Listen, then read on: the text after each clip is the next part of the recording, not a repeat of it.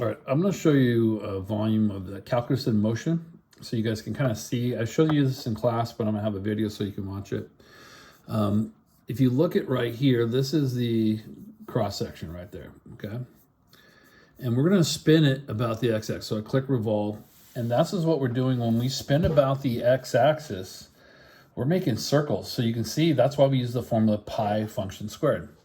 Now, if I were to sweep that washer here, you can see there's an infinite number of them. So when we take an integral, we're adding them all up. So that's what's kind of nice about our formula. So it's just a bunch of circles. So anytime you spin about the x-axis, you make circles, okay? So let me reset that.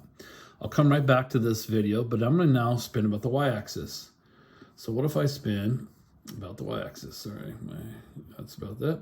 So now, when I spin it, I'm gonna be spinning this cross-section to the left. So it's gonna make a cylinder. So let's revolve it. So if you watch that one line go around, we're finding the volume of a cylinder.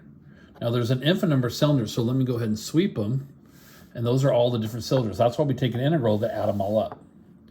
So this is the 2 pi formula, because the area of that cylinder that went around was 2 pi radius height. And the radius is x, and the height is the top equation minus the bottom. So that's where that comes from. So let me reset it. Let me go back to the one. Now what we learned after we figured area rotated about the x and y, what if we rotate up another line? So let's go down here to -4. Well, what that does, it's going to create more volume because my radius is now going to be added 4. So we learned those formulas. So for this problem, if we'll call f of x on top and g of x on the bottom, it would be pi integral from a to b of f of x plus 4 squared minus g of x plus 4, because watch how much bigger when I revolve it. It's got to go all the way around that. So look how it goes really a long way. We got a big circular shape, and you still have the circle, but they called this the washer method because it has a hole in it. It was called the disk method when there is no hole in it. So just the difference is disk means there's the bottom equation 0, and we're rotating about the x-axis. But if there's a gap between what you're rotating about, you're going to get a hole, and they call it the washer method. Same formula. All right. So you can see how that's going to have more volume. All right. That's when we spin about there. So let's reset that. And let's revolve about a line above us. So let's go up here to y equals 5. Now, remember we talked about in class, my bottom equation here, which is where my thumb is going to rotate up and be the top equation. So this one, watch that happen. Watch the bottom of it. And when it spins, let me revolve it. It spins, it's going to go up, and that's the outer shell. So what happened was, the bottom equation actually made the outer shell, and the top equation made the inner shell. So we have to switch the order of who's on top. So this one, since we're up here at 5, that's actually 6, sorry, we're at 6. My formula would be 6 pi integral from a to b of 6 minus the bottom equation, which in this case would be g of x squared minus 6 minus f of x squared, okay? So that's kind of what it looks like when you're spinning about other horizontal lines, okay? About a line below you stuff. And those are the volumes that you're finding. All right, let's go and reset that. All right, now let's go to other lines going this way. So let's say this is 3. So let's go 3 to left. It's just going to create, my radius is the distance from my cross section, which I'm highlighting, to here, which is x. But if you're going out here to -3, your radius just went from, it was x plus 3. I just added 3 to the radius. So whatever the radius is, which was x, I have to add 3 to it. So my formula becomes 2 pi integral x plus 3, and then top minus bottom for the height, which would be f of x minus g of x. So watch when I revolve it, it just revolves further now. It's going to be a much bigger cylinder because it's revolving much further.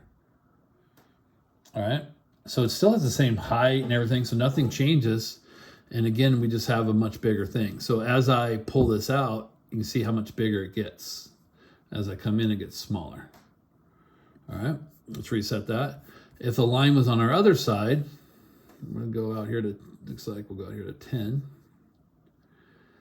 All right, it's just going to revolve the other direction. So what happens is my radius the distance from here to here is x, but from my cross section here is now 10 minus x. Because if this distance is x and this distance is 10, this is 10 minus x. All right. So when we revolve it, it doesn't really do that much of a big deal. And it just revolves that way and makes a cylinder that way. But it still has, you just can't see it's off our screen, but you get the idea. So that's the spinning of the things about other lines. That's what it looks like. All right, something I haven't shown you in class yet, and I will. Reset. I'm going to show you the other shapes. Now this one's kind of a little weird to see. The shapes are come at us. So I'm going to say, hey, let's see the 4 squares. Well, right now there's 4 squares coming at us. We can't see it. So what we need to do is drop the y-axis. If we drop the y-axis, you can actually see it. All right. So now we're going to look from the side because it's coming at us. It's hard to see. So let's go ahead and sweep 1 square. So here's 1 square. You can see how much bigger it gets. The biggest is right up here at the diameter, and then it gets smaller and smaller. All right. And let me show you what's the solid it's going to make. So let's sweep it and create the solid as we go. And that's what we're finding the volume of. So this is when your cross section is a square. All right. And that's what the shape that you're finding. See how there's a bunch of squares. Now I can show the solid, and so you can see that's what we made. That's just a bunch of squares coming out. Okay. So let's reset that guy, and let's do equilateral triangles. We're going to drop the y-axis flat so we can see. This is just for visual sake. And we're going to sweep 1 equilateral triangle. All right, going across our formula and so forth. And let's create a solid. This is what we're actually finding the volume of. Every one of these, when we take the integral, we're adding these all up. So I'm adding up every one of these that shows up, and we get that volume. And so if I show the solid, that's what you make with an equilateral triangle as your base. It's a different shape, so it has a different volume than the one we did with the square. All right. They also show us isosceles right triangles. Let's go ahead and just show the solid.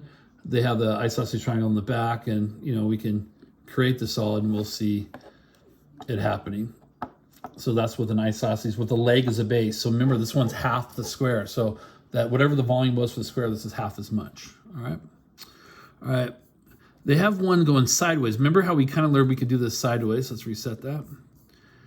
And so they have one sideways. Let's drop the y-axis. These semicircles are going to go horizontal cross section. So we're going to create the solid. So they're going to come this way.